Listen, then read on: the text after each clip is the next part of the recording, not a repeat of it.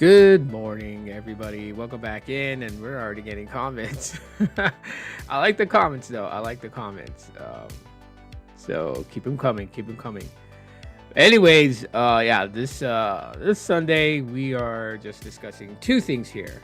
We're discussing the whole 128 versus 256 and where people stand and sit on it. And then we are also discussing this claim from Android Authority, an article that was written about 5 hours ago, and I read it, and I was like, wow, this is pretty interesting. So, I kind of wanted to just kind of like dip in on that, on the Pixel 11 and why the writer is claiming that it's already the phone of 2026, which is a bold claim, very bold claim because Samsung hasn't even released the S26 yet, so we don't even know what types of stuff the S26 is going to have. On top of that, the next year's OnePlus, I mean, all those things are just like, yeah, really, really, in my opinion, really, really too soon to even tell if it could be claimed as phone of the year. We also have the iPhone 18 on its way too. So, I mean, lots to talk about, pretty spicy topics and everything. And so with the comments, I want to read the comments real quick before we get these things started up here. So when it comes to it, let's see, 128 should have died with the Pixel 7 Pro or something. I think the last time Samsung had 128 was with the S22 Ultra base model, and even that was pretty ridiculous. That one still had 8 gigabytes of RAM at base. So yeah, Google is pretty behind the curve when it comes to base model storage. I didn't expect them to get paced by Apple on that particular value proposition. But of course, Google benefits more from users relying on cloud storage. They desperately want everyone to be using Google One. Yeah, you pretty much got it down. My Pixel 3 still gets free storage saver. I use less than 15 gigabytes Google provides to us. I haven't paid for Google One in a while. I was paying for it at 24 gigabytes or so. I had to pay $2 a month, but I retroactively changed the storage saver. Because most of my photos were taken with the Pixel 4a via astrophotography mode, it reduces my storage from 24 to 7 gigabytes, and so now I don't pay for anything. I do back up basic notes, books, docs. The only thing I really need Google Drive backup for, so if I take a note on my Pixel or something, I can see it on my tablet. For sharing documents, movies, music, I'd rather just use local storage. Very, very well said. And yeah, I appreciate all of that. So thanks for pretty much sharing that off with everybody. And yeah, so good morning to everybody out there. Let's get the ball rolling, okay? So the way I'm going to go about this is I'm going to first specifically focus on the cloud storage and 256 versus 128, and then kind of just roll from there and go into the main subject, which is the Pixel 11 being named phone of 2026. And yes, I say it that way. The expression on my face tells it all. And yes, I am a Pixel fan, but I am the type of Pixel fan that just because someone says something so great and so blessed about the upcoming Pixel or the latest Pixel, I'm not always going to agree with those things.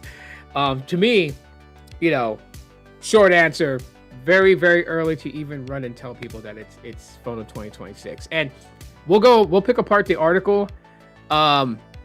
I think this is kind of like a new thing that I want to do, is start pulling up like these types of articles and who they're written by, and then just kind of dissect them and kind of go through everything and just kind of see if there's valid points or if their points is just all in their head. I mean, a lot of us read a lot of tech publications, and that's the reason why I want to start going through them with a fine-tooth comb and just kind of start breaking them down, because there are a lot of people who hang on the written words or the typed words of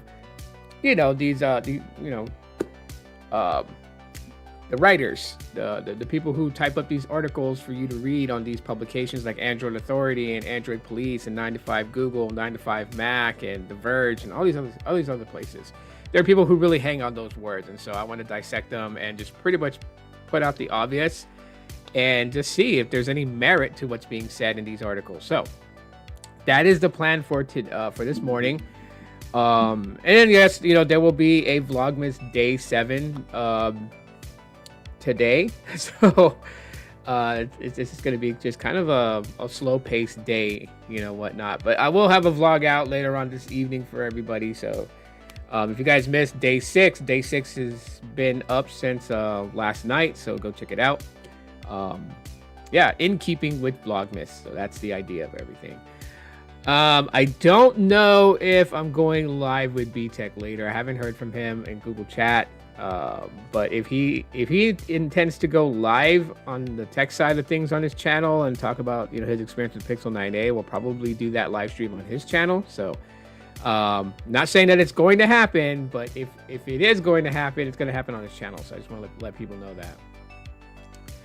He and I haven't gone live in a while, and I know most of the time in the last 5 months that we've been doing a dual live stream, it's been more about pro wrestling. So we've been on the Deathlock podcast talking about it there. But I don't know if we're doing that today, if we're going to do tech, because we haven't done a tech live stream together in a while. So we'll see what happens. But anyways, okay, so 128 and 256, and this became the topic discussion a couple of months ago in the release of the Google Pixel 10, which a lot of people were just really kind of excited for the Pixel 10. I mean, the Pixel 10 was doing very well. Sales in September was just, amazing. So, we kind of look at that, and we start to like forecast, like, oh, it's going to be a very, very, very good release of Pixel. And you know what? It still is. It is still probably one of the best released Pixels. Now, I'm not talking about like, other people's preference of like which of the Google Pixels was their favorite of all time. I'm talking about like, just on the cusp of things.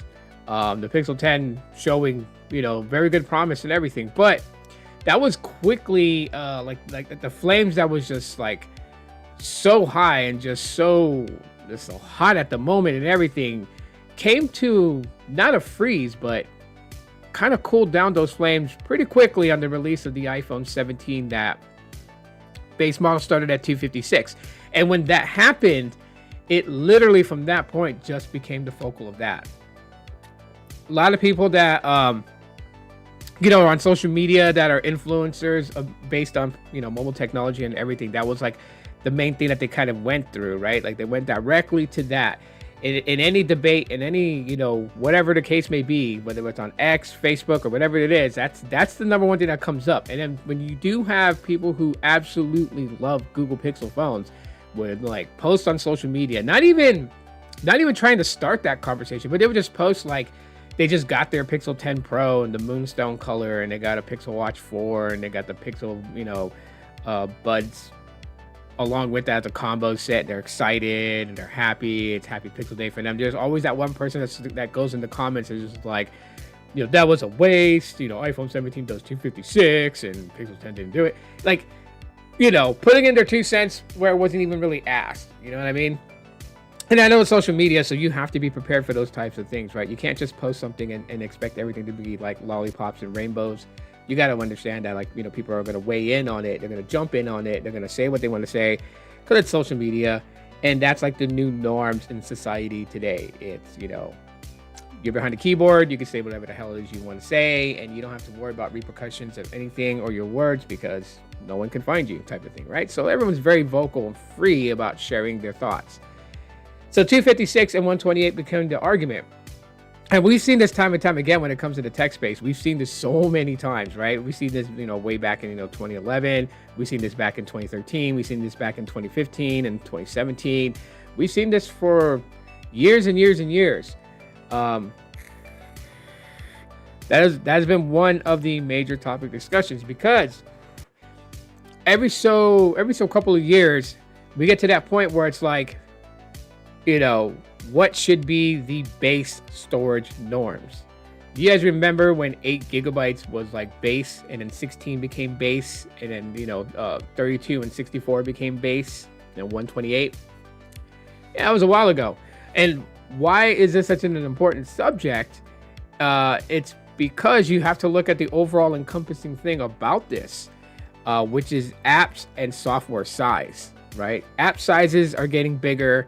software is getting huger along with all these features that's packed inside within the software. When you look at your internal storage to see how much of it is used, for instance, you can get like a phone that's 128 gigabytes.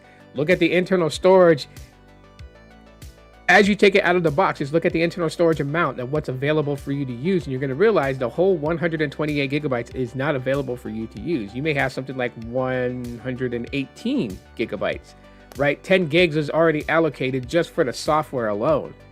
And then you got to look at all the different apps that there is out there.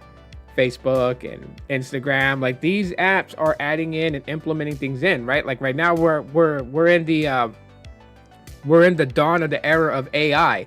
And so AI is like being embedded into a lot of things that we do. What up, Anthony? What's going on, man?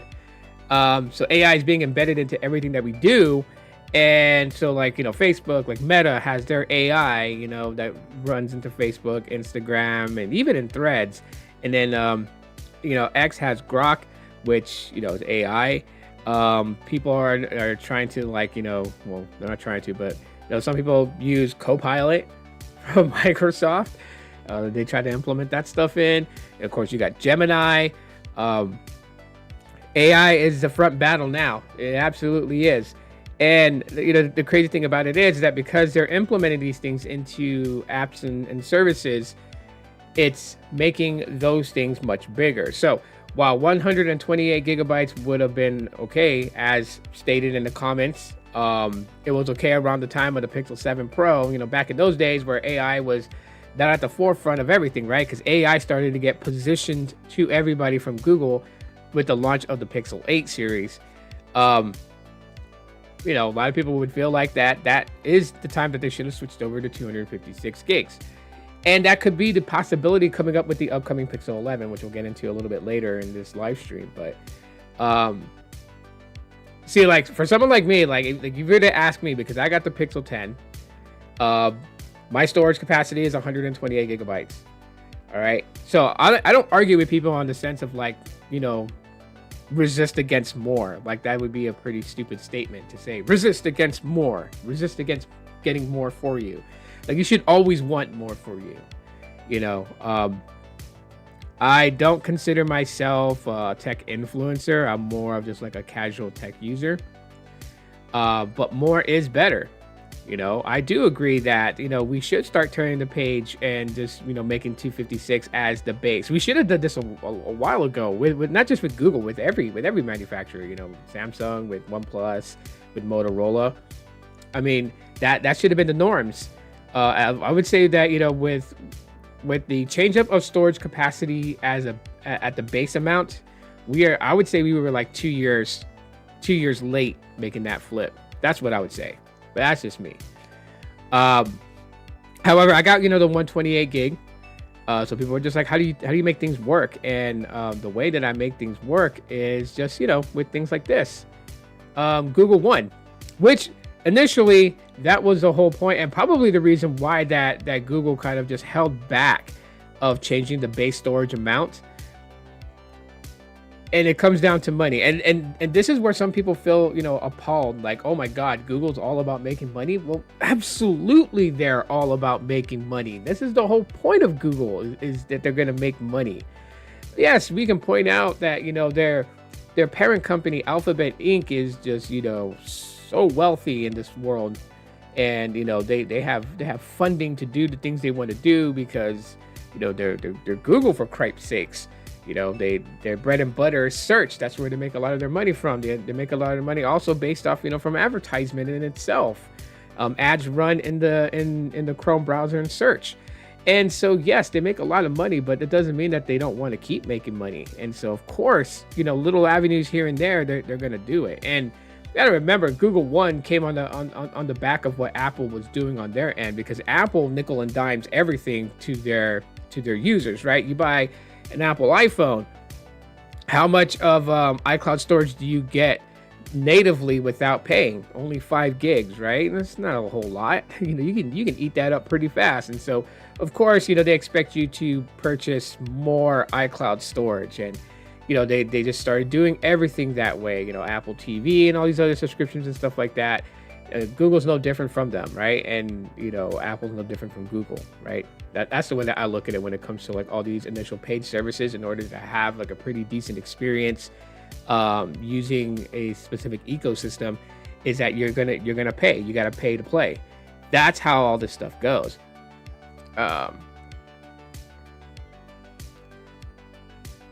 I think you get 5 GB from Apple. Yeah, yeah. 5 GB from Microsoft and 15 from Google. Yeah, it's such a crazy thing that people would look at the situation and be like, oh well, why are they trying to nickel and dime us? I mean, they all are doing it, and they'll continue to keep doing it. Like right now, biggest example, Google. They went ahead and they showcased what Gemini can do and how much further Gemini has gotten smarter. And then all these things that Gemini can do intertwined with, all your Google services like Gmail and whatnot, right? So like everyone was like pretty much fascinated by like what Gemini can do. But the only way that you get like the best experience and the at least a decent experience, right, is if you go with the AI Pro plans. You go with any of the Google AI Pro plans, and that's where you're gonna really just kind of start to see like, all these things fly. I mean, just look right here when you compare the 2 TB base plan, which is, they call premium, to the Google AI Pro 2 TB plan, and all the things that you get. 2 TB of storage, for your Google Photos, Drive, and Gmail, and you get the Google Home Premium Standard. You get Gemini app with, Gemini 3 Pro, and limited access to Veo 3.1. You get Flow with limited access to Veo 3.1. You get Whisk with Veo 3. You get 1,000 monthly AI credits. Notebook LM with higher limits, Gemini with Gmail, Docs, and Vids, and more, and all the other premium benefits, right? You get that, and that is no cheap plan. I believe this is $20 or $20 something a month. I know it's like 32 if you couple it with YouTube Premium. So like I'm paying like $32.99 a month before taxes, and that's with the 2 TB AI Pro, and then YouTube Premium attached to that. So like I created like one Google account that my wife, my kids, and myself, we don't attach anything to the Gmail at all. All it's really for is just for all of us to like split up the 2 TB of cloud storage that we get, and then of course YouTube Premium and YouTube Music, like we all share it, so we all have our playlists on there. And that's like turning a frown upside down. That's how you make a little family plan thing out of that without really making a family plan. Because you can have like, I think it's like up to 6 people in a family group on a Google account, so it works out. Let me get to this comment real quick. Wait, give me 1 second.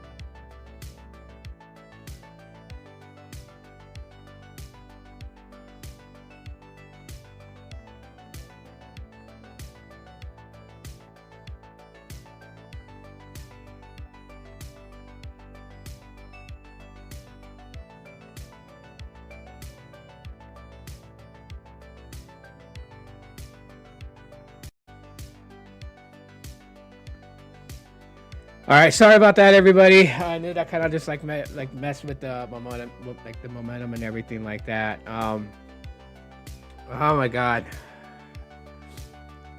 Now, so first off, I do want to say, just kind of like an out loud type of thing, but you know, uh,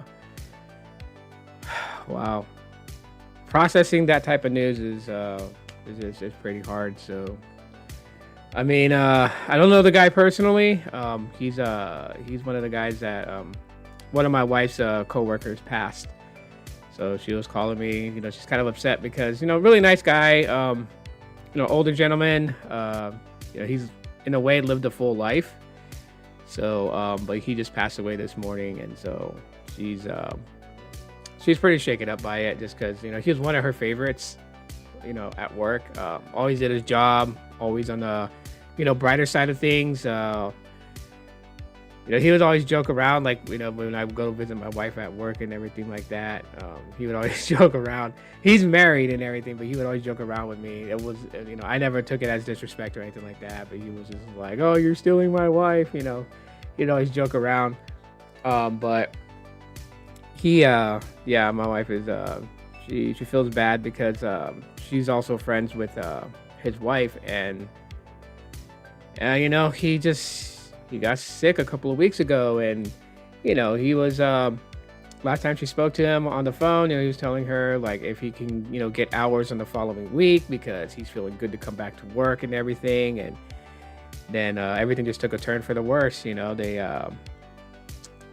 dialysis wasn't working for him or anything like that, so it was my wife has just keeping close tabs on his recovery and everything, and then she found out this morning that he passed. So, and I feel bad for her because my wife, she's not one of those types of bosses that's just like, you work for me and that's all you are. She actually cares about her team, she cares about her people, and so it affects her, and so she needed to just talk for a moment. So I apologize that I kind of paused the the live stream. I definitely needed to listen and let her say what she needed to say, and she and I are going to talk more on her lunch break, so because she's driving to work too, so I don't want her to get super emotional on the drive, because it takes about 40 minutes to drive to work, so I just want her to get to work safely. So she's going to call me on her lunch break. Plus two is like, could have came at the worst time for my wife. Today she's pulling a 12-hour shift, so she's working from 10 a.m. to 10 p.m. today, so very tough. I appreciate it, Anthony. Thank you so much. Like I said, I met the guy a couple of times. He's real good dude, and it just sucks. You know what I mean? I don't know what it is, because like in my 20s, I didn't deal with death this much. My 30s, I didn't deal with death all too much, but my late 30s into my early 40s, and I myself in the last couple of years, I lost two really good friends, and then lost my mother. So like I get nervous because like my dad's still around, but I just, that's a tough subject, so I don't want to go into all that. But yeah, my condolences, my prayers, all the love that could be poured into the world is out there. It's given to Ronnie's family, and through the tough times you guys are about to go through and everything. So my condolences. Y'all hit the like button for Ronnie. Yeah, man, that is so totally tough. I'm trying to take a moment to come, to just gather myself back into the, the whole tech thing. I don't want to make this a podcast about passing away and stuff like that, man.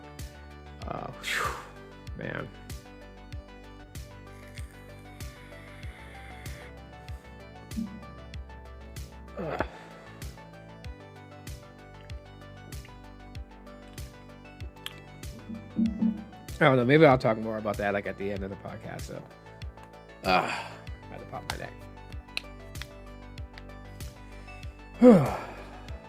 I appreciate it, Anthony. I appreciate it.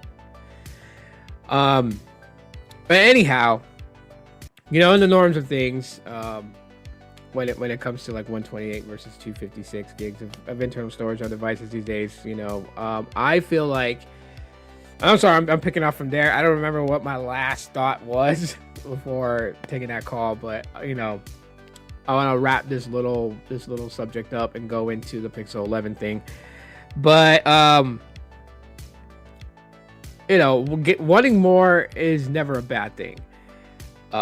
Yes, I have the 128 gig of storage on my Pixel 10. I do make it work with things like, you know, like I showed you guys, you know, the whole Google One thing and every, you know, whatnot, right? And that's just because every app and everything is getting bigger. So, you know, that's like when people are like, I have to delete my photos and stuff like that. Like I always tell them, like, back up your photos, back up your videos, you know.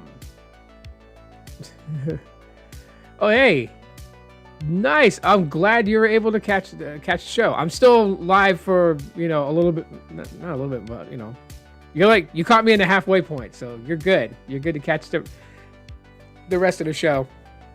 I'm sorry that, you know, I'm just like, oh, I'm trying to get my bearings back. You know, when you get news like that, you know, it just like, even though I didn't know the person all that well, it still shakes me about death. So my wife, I just recently called, and one of her coworkers passed away. So she's pretty depressed right now.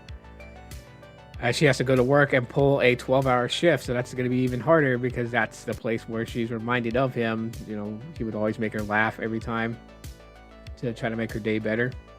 Now, being a manager sucks. People don't see, like, everyone's, like, not everyone, but like lots of people's perceptions of managers is like they're uptight assholes and they don't care about their people. And then, you know, then you meet my wife and you find out that not every manager is like that. And so, yeah, she's a very good manager. Like, her people really like her. Like, they don't want her to change stores at all whatsoever. Like, that's one thing that they fear. But anyways, going back to the subject at hand, you know, when you have something like this, like cloud storage and stuff like that, it does help out. Your videos, your photos, and everything gets backed up to that, right? Which leaves enough storage for apps and services from Google that you can install on your device. But 256, really, like I said, should have been the norms 2 years ago. 2 years ago, it should have been 256. Yeah, man, I appreciate it. Like I said, his name is, you know, everyone at work knows him as Ronnie. I don't want to, like, assume his name is Ronald. Maybe that's like his middle name or something. So I would just say hit the like button for Ronnie. Hit the like button for Ronnie. Let's send prayers. You know, as you know, he's lived a full life. Let's just say that. For people who want to know, you know, he's not gone too soon. He's lived a full life. So yeah, let's give him a proper sending. But, you know, as I said, you know, going back to storage and everything, when you're like shifting all your videos and photos and everything like that to the cloud, like, the cloud does help alleviate and allow some of that storage on your device to be available for apps and, you know, additional files that need to be on the device for a certain app to run a certain way. The downside, the very downside to all of this is that, you know, all your photos and your videos is dependent on a server that you don't even have access to. Like, the server's not in your home, right? This is one of the many servers that Google has. And so you're relying on Google to keep those things protected. You know, one of the fears that I have, and it's like, you know, it's a very strong possibility it can happen in the future. I mean, anything's possible, right? When you look at, you know, tech and how things are going today, this is like, you can expect this to happen, but like, you know, we haven't had it yet. We haven't, you know, at least I haven't read or heard anything about Google servers ever getting tapped into and people's stuff being stolen.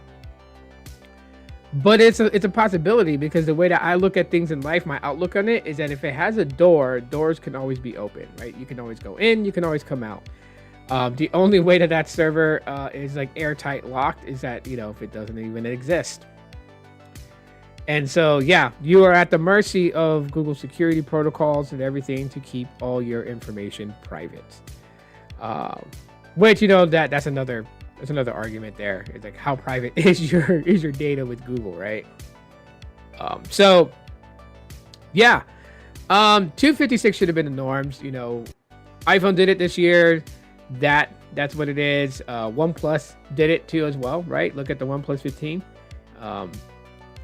Samsung, you know, they all are at it. So for Google being the last of its contenders to be in the 128 gig space, it does put a damper on things. So as like I said, the Pixel 10 was burning hot. People were like so into that phone. They still are. Like a lot of the ad and marketing that Google's been doing, it's really helped getting those people that are like tech casuals or just casual tech users familiar with Google.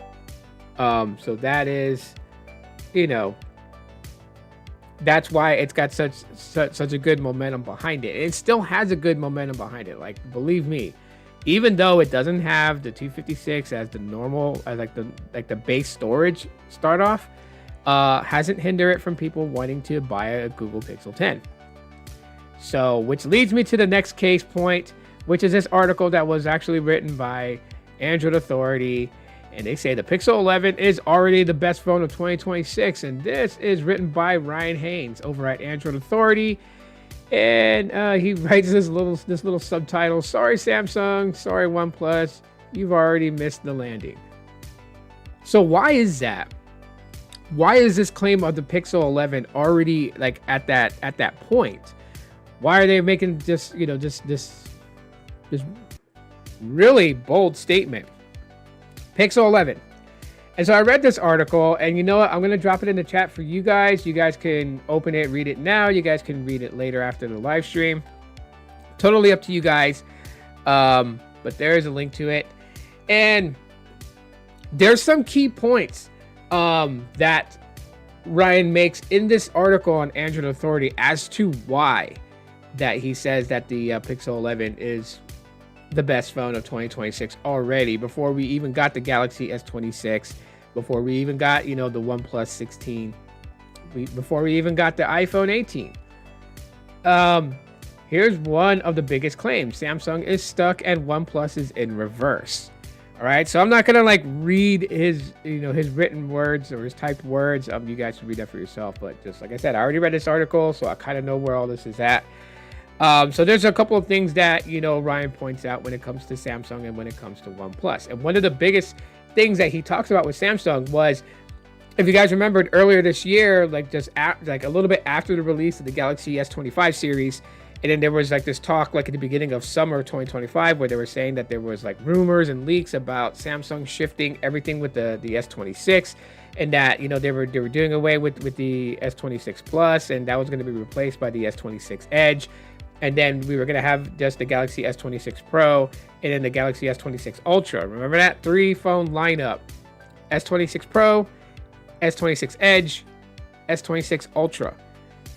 And then, by fall of this year, so a couple months ago, we started to hear that Samsung's backpedaling on that they're really doing just the Galaxy S26 and the norms, right? They moved away. They didn't give it the Pro moniker that they were stating they were going to give it. And it's just one of those crazy things where it's just like, why did they backpedal on it? Like, what is it about the S26 that they said to put a halt to? Because I'm not going to be like some people out there who assume that Samsung's just completely off their rocker and just decided, oh no, we're not going to do that. I think that they're holding off maybe for the S27. Whatever big plans they had to shift in the Galaxy S series, I think is held off. They were going to do it for the during the S26 launch, but they decided to just hold back. It's kind of like with Tensor, right? Not a lot of people know that, but with the Tensor processor, we were initially supposed to see the debut of that processor with the Pixel 5. However, because of reasons, they didn't do it. They didn't put the Tensor G1 in the Pixel 5, and so kind of like a placeholder, they put in, the upper high mid-range chip, right, which was the Snapdragon, was it 765G? Is what they put in the Pixel 5, which is the same processor in the Pixel 5a, same processor in the Pixel 4a 5G. So yeah, the Pixel 5 ended up having like a Qualcomm chip that was a placeholder chip, and then we saw the first Tensor G1 in the Pixel 6 when that launched in 2021. So I think that that's kind of like a similar scenario. Okay, so like that's just my guess. That's not like anything that I found, hidden documents in the secret vault or anything. But that's just what I think, because it came out there that Samsung was moving forward with this shake up with the Galaxy S line.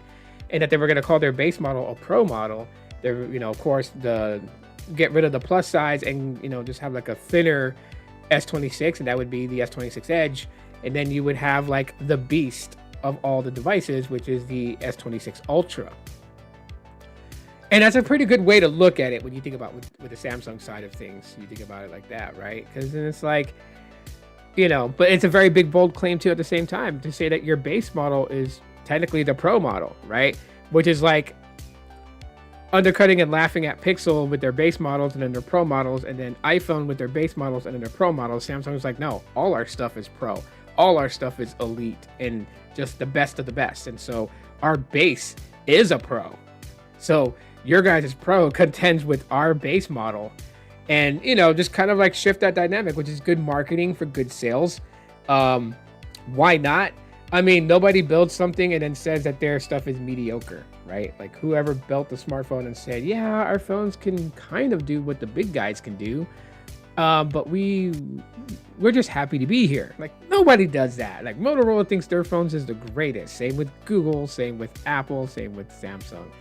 That's just the way of it, right? No one wants to be second best, right? Second place is just first loser in a lot of competitive minds.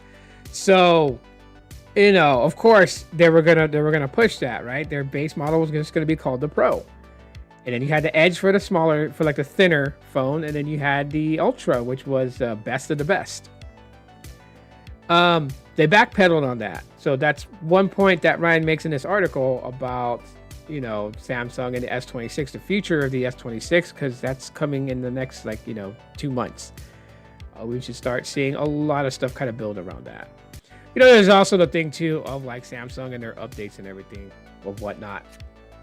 Essentially, was it One UI 8.0 came to as old of a device as the Galaxy A53, and then a lot of the devices are not updated at the same time, and people kind of like put that with Pixels,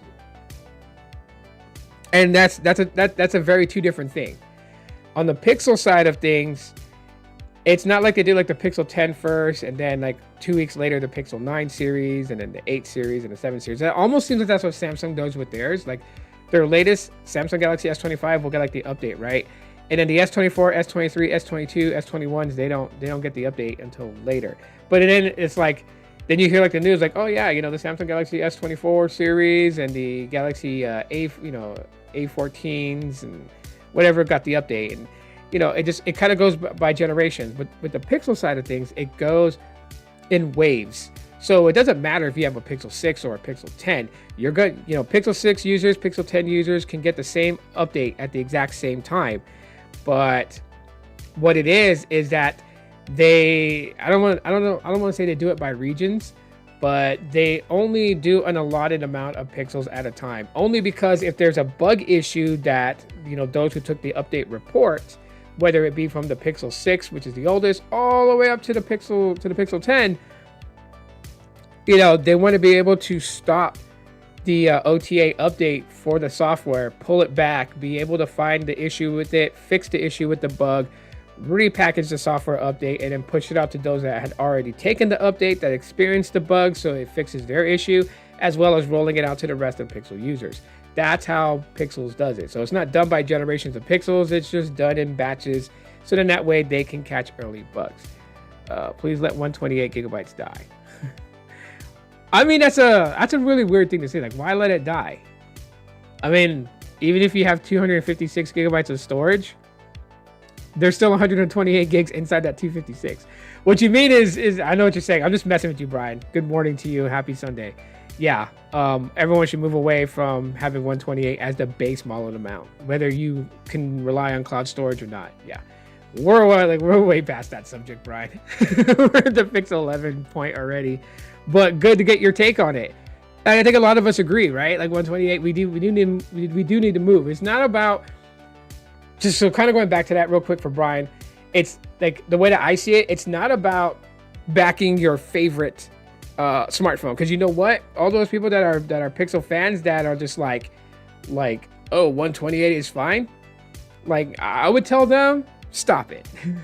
Like the Michael Jordan thing, stop it, get some help. Like It's not a Pixel thing. It's not a OnePlus thing. It's not an iPhone thing. It's a user thing. And the thing about it is that we've gone through shifts like this many times in the past. We've gone from 8 gigs of internal storage as base to 16 gigs as base to 32 gigs as base, and so on and so on. And so this is just saying that we should have, and I firmly believe this, we should have turned that page from 128 gigs being the base to 256 being the base 2 years ago. 2 years ago, at the launch of the Pixel 8, it should have been 256 as the base model then, because everything was starting to get bigger, right? Apps and services are getting bigger because of AI implementations, and then of course software is getting bigger because of AI implementations. So the bigger the software gets, you don't want to be like, okay, you don't want to buy a Google Pixel 15 128 gigabyte of storage, and like the software, like, Android is so huge because of all the AI things in it that the software alone takes up 64 gigs of storage. Because then you would have like 60 gigs of internal storage, because you also got to think about like all the other apps and services that take up the space. So you would only have 60 gigs of storage. Man, you can eat that up with like 10 videos shot at 5 minutes a piece at 4K at like 60 frames per second with HDR plus. You'll eat that storage real fast. So that's what the whole point is. It's like, yeah, I can tell people, like, I have a Pixel 10. My Pixel 10 base model is 128 gigs. Can I make it work for me? Yes. And you hear what I said right there. Can I make it work for me? It doesn't just naturally work for me. I have to make it work for me. I have to rely on a lot of cloud storage stuff, which I already have a subscription to for other things besides, the cloud storage of 2 terabytes, but also for Gemini Pro. The AI Pro that I get, and all the Gemini credit tokens I get to be able to do all the fun stuff I do with AI for fun, like building web apps, that are games and stuff. I need that, right? And it's a service that's not going to be given for free, so yeah, 128. It's got to dip the hell out of there. Which is, hopefully that's one thing I think that will hurt the Pixel 11, and this guy's proposed statement that the Pixel 11 is already the smartphone of 2026. It's like the king of 2026. If that Pixel 11 launches with 128 gigabytes of internal storage starting off, oh my God, I know people are just going to so totally rip that apart. It better start off at least 256. But then, I don't know, maybe Google can go into overkill and be like, our base model is 512 gigabytes. and then our top tier is going to be 2 terabytes. Like, wow, that'd be crazy. But anyhow, yeah, so going back to the whole thing with this article from Android Authority and the Pixel 11. So that's Ryan's first case point, right? Is the hype up of the Galaxy S26 series. We're gonna have the base model is the Pro, and then the mid-tier model is the Edge, and then of course the beast model is the S26 Ultra. And then they backpedaled on that. So now I guess we're just getting a Galaxy S26, maybe an S26 Edge, and the S26 Ultra. Maybe we're getting the S26, S26 Plus, S26 Edge, and then S26 Ultra, which also kind of makes sense if they were to peel back on what their claims was going to be when Samsung was like, yeah, we're going to change, and we're going to change the moniker on our devices to this. It kind of doesn't make sense though, because if you have like an S26, an S26 Plus, so you got 2 base models. And trust me, having a base model doesn't mean that you have the weakest of the weakest, man. There are so many good points to a base model over getting the most expensive one. Just depends on the type of user you are, which I'm a casual user, so I don't need a lot of power. But if they have the S26, S26 Plus, they can still keep a lot of that market that is comfortable paying between $699 to $799 for a phone. And then you have those that want like the novelty stuff, right? So the S26 Edge would still have a place in those people's hearts, and so they'll go and they'll upgrade to the S26 Edge. And then you have those that just have to have the absolute best of the best. They want their phone to be able to do things they don't even really do on their phone, just to say that they can, and that's the S26 Ultra.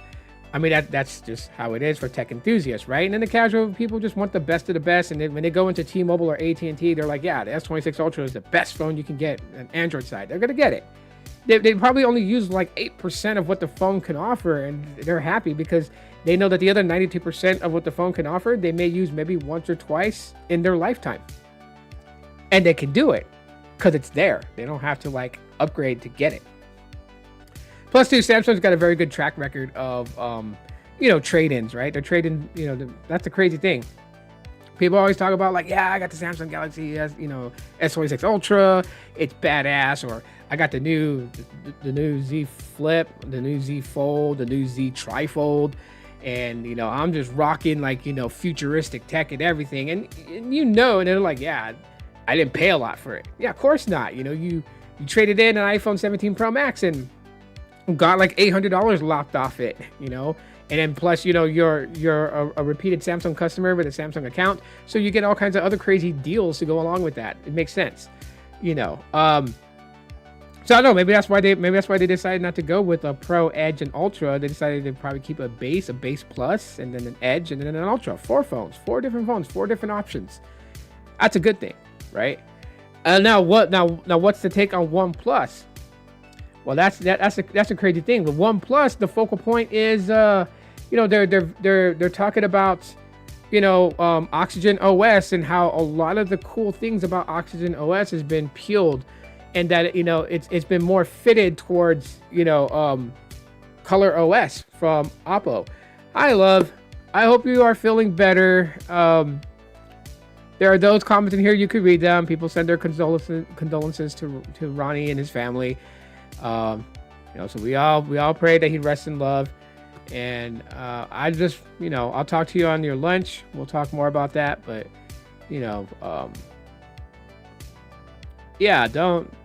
don't be too depressed, and just think of all the good memories.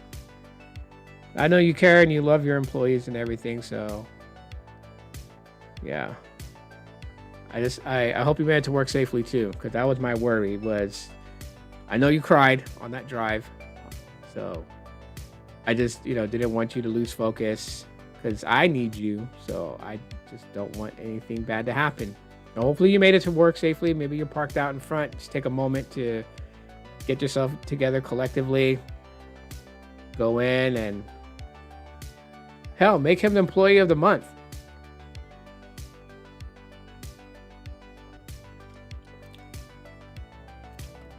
That's good, love.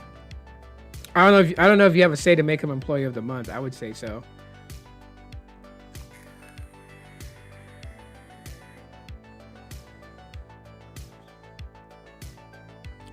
Yeah, it'll be okay. I'm sure Ronnie doesn't want you to be like superly depressed. He always joked around with you and everything, and yeah, one of your good employees. Maybe there's something you guys can do to honor him,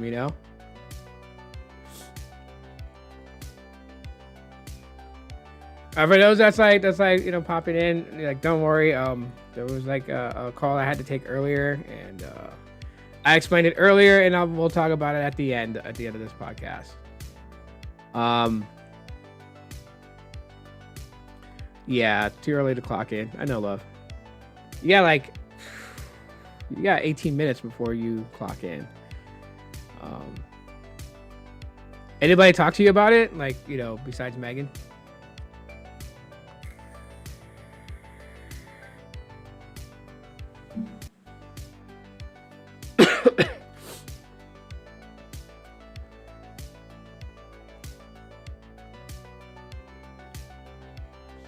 But yeah, all right, kind of backtracking to what I was saying. When it comes to the OnePlus, Ryan's, I guess his focal point to point out with OnePlus and why OnePlus is not beating out Pixel 11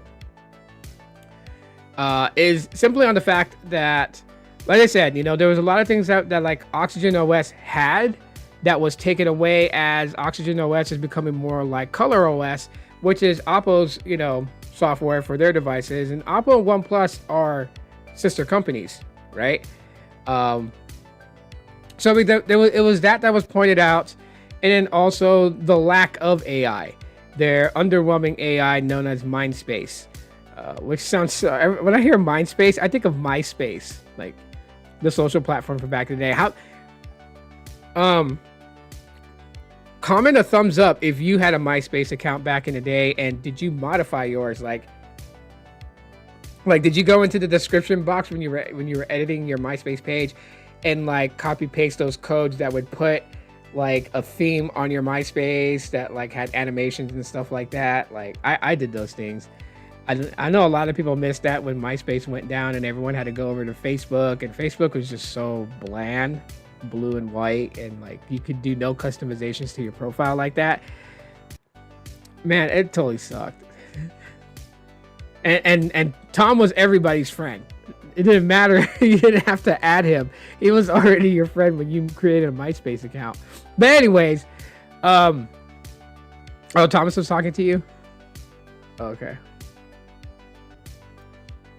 Anthony had MySpace. Yeah, I remember MySpace so well. So when I think of OnePlus's, it's AI MindSpace, it just kind of brings that up. But then again, when you look at OnePlus and their AI MindSpace, it's so similar to Nothing's Essential Space. And if anyone follows Nothing Technology, if you guys follow Carl, what's his name? It's Carl Pay. If you follow him, you guys pretty much know like his whole point with Nothing OS, with their hardware, Nothing Technology.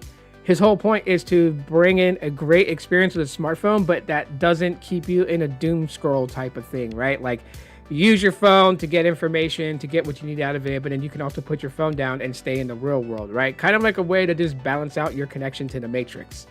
And that's always been its case point. So like for AI on Nothing Technology, which is the Essential Space kind of just acts like a placeholder place to just have all these things that you can save. It's got a little bit of AI in it that can help you, with just some of the tasks or some of the things you want done. But it's not like over flooded like Gemini in Pixels, right? Where Gemini's everywhere. Gemini is like that one person that's like always waving at you, like, hey, it's everywhere, right? You go to Google Messages and it pops up and it's like, I'm Gemini, I work in Google Messages. And you open up Gmail and it's like, you can turn your email to a professional sounding email by using Gemini to edit it. Like, Gemini is everywhere on Pixels. Essential Space is not on Nothing phones. That is the difference between them. And MindSpace being very more similar to Essential Space, it's just one of those things where it's just like, okay, so they kind of lack. Most people that have a OnePlus automatically use Gemini. I said it. Oh yeah, he had to be in shock, huh, babe, that you're going to be at work all day today from 10 to 10 p.m. I won't even see you till you get home from work, and I know you're going to be like crashed out. But I'm going to have dinner ready for you when you get home. It'll be nice and hot. We'll have a bite together before you unwind from work and then go to sleep and then get up and take the kids to school in the morning. But anyhow, yeah, so a lot of things that people loved about Oxygen OS being taken out, Oxygen OS coming more like Color OS from Oppo, and then you have MindSpace, which is just like their version of AI. It's not really doing anything, right? And people can't say, well, AI is not such a big deal, because if it's not, then why is Apple looking to Google to pretty much tap into Gemini to make Siri smarter? That's the truth about it. So like when it comes to the AI front, if people are just like, oh yeah, iPhone's so much smarter and Siri got way intelligent, I'll be like, yeah, thank Gemini. Gemini made that possible. And that's real. I don't care. People can get mad about it. Those who take their smartphones seriously, go for it. So with those things, the person just kind of points out, and it's like, it's really messed up because they don't even consider Motorola as a contender. Motorola is not mentioned in this. That's so sad. But I mean, that's case point reality. And so they're basically going on that premise, like, the Pixel 11 is going to do wonders. It's going to be this, grand thing, right? They're literally forecasting that because of these setbacks with Samsung, the setbacks with OnePlus, and then of course with Apple iPhone being dependent on Gemini and that and the third, that they feel like that this is going to be the time where Pixels kind of launch forward. And that's really how it is in the mobile tech space anyways. It's a carousel. It's a Game of Thrones. No pun intended, but it's a Game of Thrones.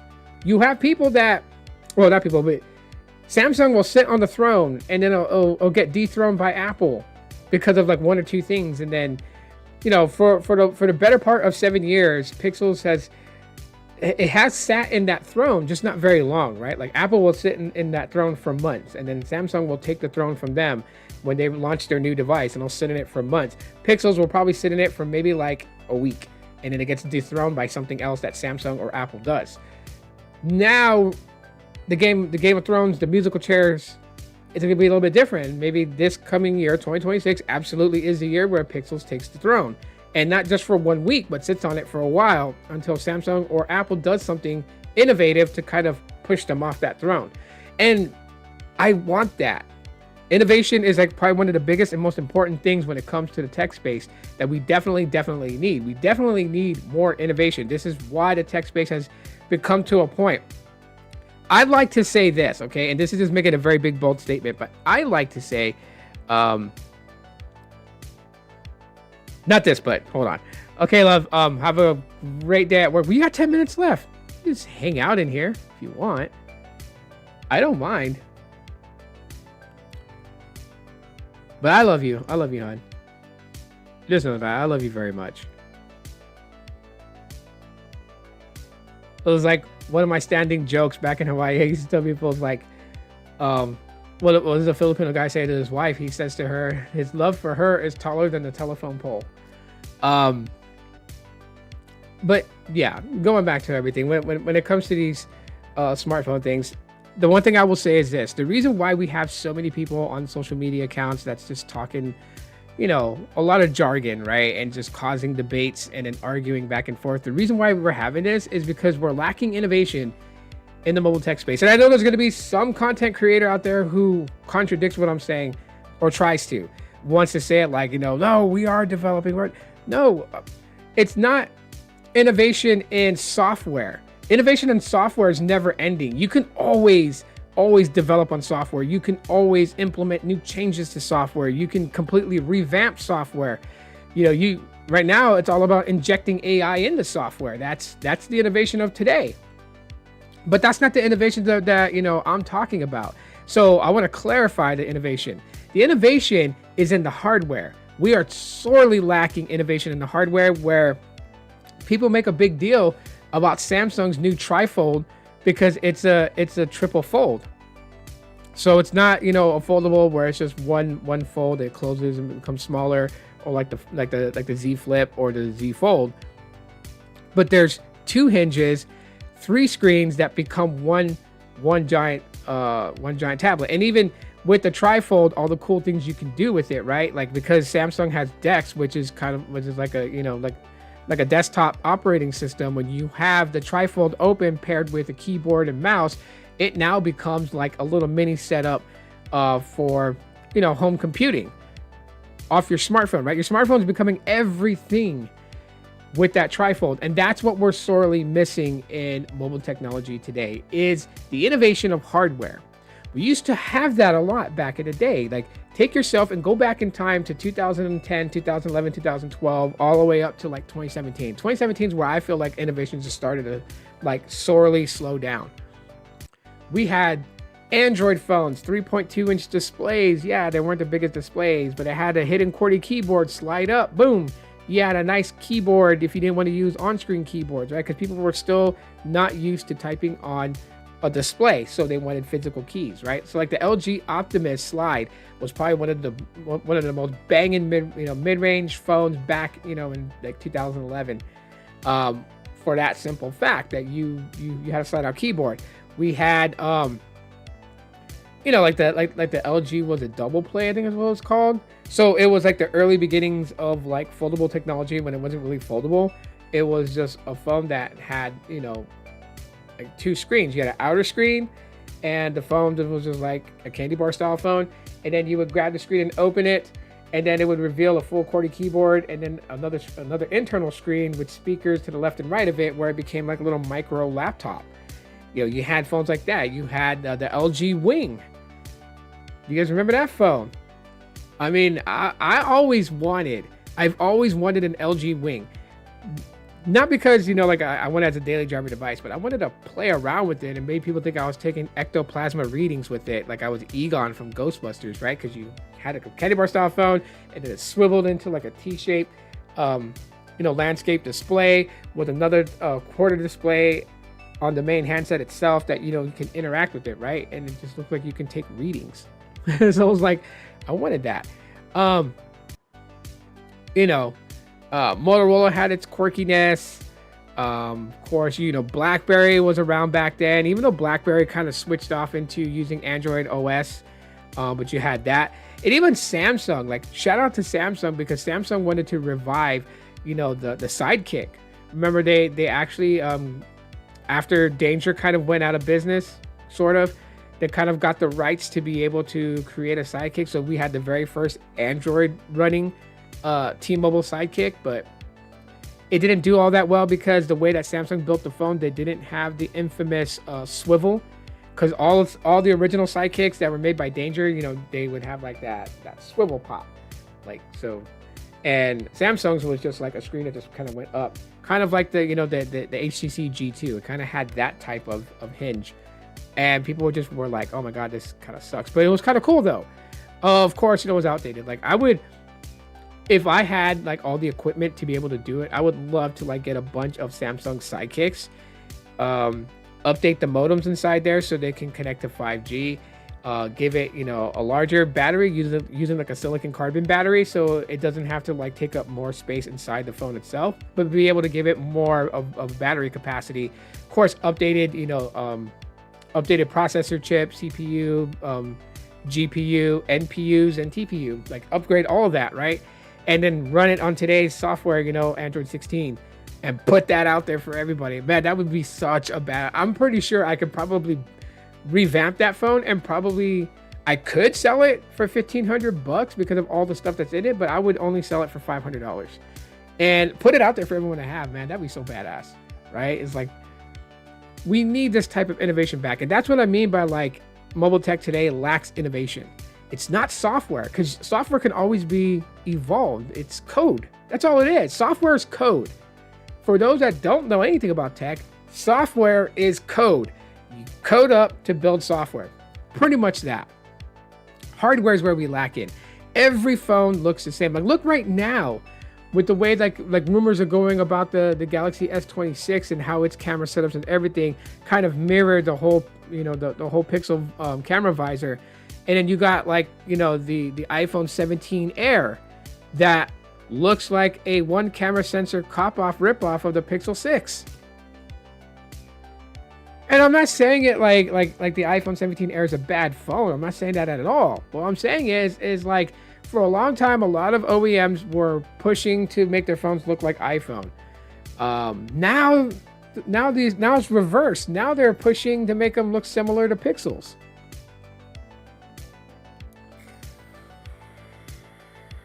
So does Pixel 11 truly take it as the king of 2026 smartphones? It is way too soon to make that claim, because we don't even know what the S26 is going to have baked into the software. There was a funny video that I watched the other day. This was like on TikTok. So this girl posted a video where she was comparing the AI processing power of Apple Intelligence versus Galaxy AI versus Gemini. And, when it was all said and done, her point was to say that Galaxy AI was so much better than Gemini, so much faster than Gemini. And from that case study point she was doing, it looked like it. But here was a problem, though. Here was the problem with all of that. It was doing cloud AI. And so a lot of people were trying to tell her, which, obviously I know she's a Samsung fan, because she refused to do another test with what people were telling her to do. They were telling her to disable internet connection and run the AI processing on device only, and she refused to do it. And I get it. People don't want to see their favorite smartphone brand lose out to other brands, especially like smartphones today are so damn serious. It's like people will literally go into like full-blown arguments over something as ridiculous as smartphones. Like, I like Pixel phones. I have many of you out there who will tell me about a flaw that the Pixel has or something like that. And I don't go out of my way to say you guys are fucking wrong and all this other stuff. I would never do that to you guys, because what's the point? If there truly is a bug issue, there is a bug issue. As a matter of fact, I don't know if my wife is still here. She already left. But even she can vouch. the story, the video I posted the other day, the story time story, where I'm talking about how I tried to call 911 because there was a yellow Mercedes SLK that was like driving in the wrong lane on the road and stuff. And I tried calling 911 from my Pixel 10 and it failed. It kept trying to connect to a phantom hearing aid that was not in the car at all whatsoever. And there was no car nearby me that it was trying to pick up on someone else's hearing aid. So it was like, I was worried that person was going to get in a very bad accident and had to make that phone call on a Pixel 9a to get a hold of emergency services. So like, there's things about Pixels that's not good at all. Like that 911 bug, that's not a very good bug for a phone to have, period. Period. It's not. Google needs to fix that. But I'm not gonna go over here and blow smoke up people's asses and try to like cover up, make some excuses. Like what for? These are phones at the end of the day. Like I tell people, quit being so damn loyal to these things. Because these companies really don't give a shit about you. They tease this perception, right? Think about it. How many YouTubers way back in the day got emailed from Google like, yeah, we like your videos. Check out our latest Pixel. We're gonna send it your way. And because that person, you know, obviously there's no NDA on saying that you got the phone directly from Google as a gift. So they go on YouTube and they talk about, yeah, guys, I'm going to unbox, you know, for instance, like, you know, the new Pixel 10, and shout out to Google because they sent it to me for me to review because they said that my video coverage on Pixels is awesome. You just now injected in a lot of people's minds that if they decided to start a YouTube channel and all that other stuff, that maybe if they did a bunch of videos about Pixels, you know, Google would find them and send them a free phone. There's no reason to be loyal to these companies. These companies don't care. Look at the Team Pixels. Ask anyone that was part of Team Pixel. Where are they now, you know, along with Team Pixel? They're not around. They've been casted to the side. They were like, Google was like, yep, you did your thing. You got the tech community heavily, you know, focused on Pixels, whether it's good publicity or bad publicity in the eyes of marketing. You know, bad publicity is better than no publicity at all. And so the tech enthusiasts, they're always talking about it. And that's exactly what Google wanted. They didn't need to give you guys free phones anymore to review. I mean, look at what they were spending on the marketing side. Think about it. Let's pull back all the things and look at Team Pixel and what they were doing.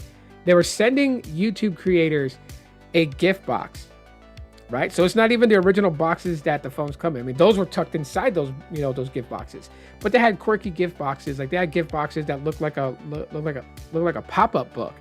You open the flaps of the box and lift it open, and all of a sudden all these weird things just pop up, 3D pop-ups in the, you know, like a book. And you had the phone, and they put in, like, if there at the time there was a Pixel Watch, you got a Pixel Watch with it. You got some some Bluetooth buds with it. Like you got a little bit more than what the regular customer would get. And they would show off these unboxings, right? Those types of boxes created, right? Like the Pixel 7. I remember the Pixel 7 because that one was like the most oddest one. It was just a black box that had a mirror, and it had either the Pixel 7 or the 7 Pro inside of it, and then a Pixel Watch, the first gen Pixel Watch.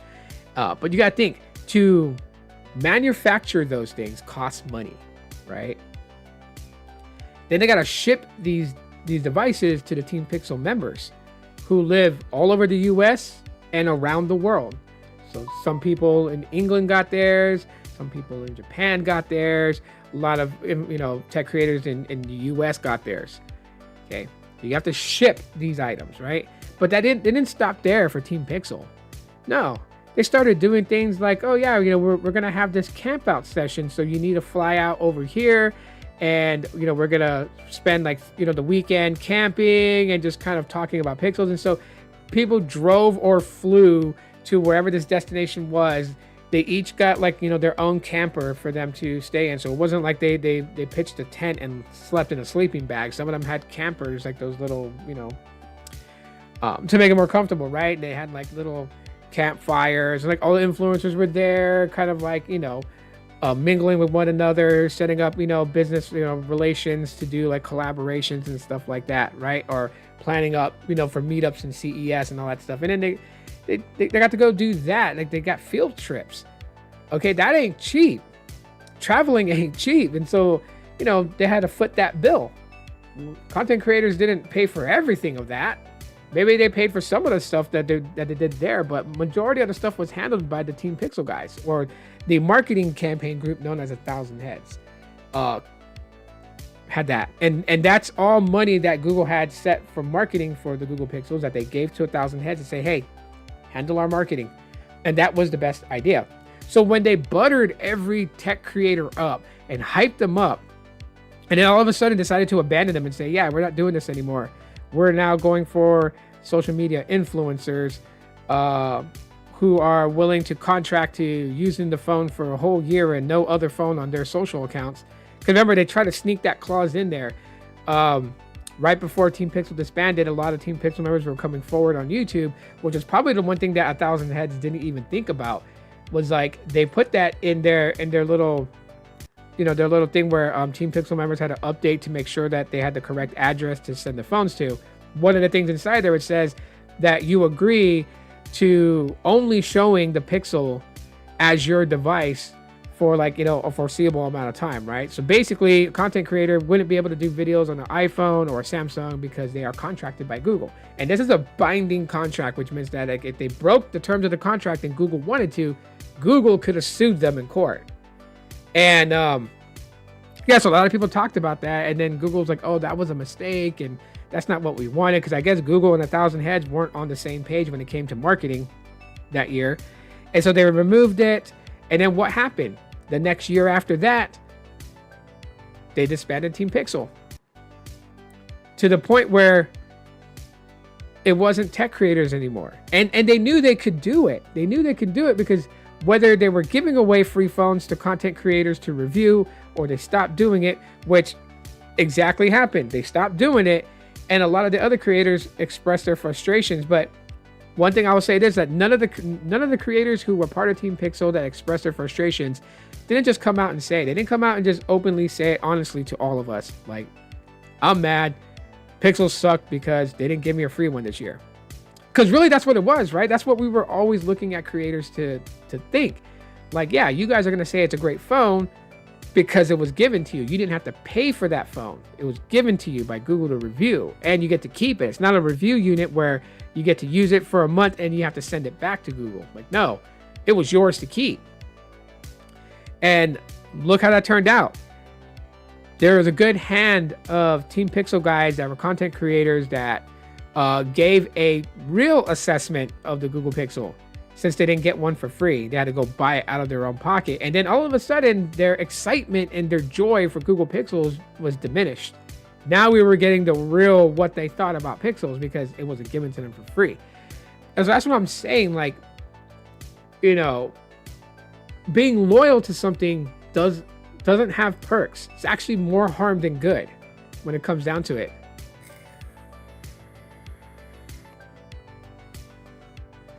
It's like, yes, there was a time, and I'm sure someone will probably point out, someone who remembers from the past when I was saying it, and even like guys like Technoid, who were campaigning like 4 years ago, like justice for Tito. I still remember that because I was so moved by the gesture, right? Because that's what I would always get from like Carlos and everybody else. They would just be like, why weren't you picked for Team Pixel this year? Like, they would be like, there are people who are picked that don't even matter, like someone that does cooking as content on YouTube, and they were chosen to rock the Pixel with Team Pixel. And a lot of people are just like, dude, you cover a lot of Google Pixel stuff, and they didn't even pick you, And I was like, yeah, like it would have been cool to have been part of it. Like I said many times, while it would have been cool to be recognized as like one of those creators who really likes Google Pixels and doesn't just do it for the free phone, but really likes them, would have been cool to have something that just kind of like backed that. But at the same time too, my general concern and worry always was that if I was accepted into Team Pixel, like if I was getting these phones from Google directly just to review on my channel, I would lose credibility with all of you.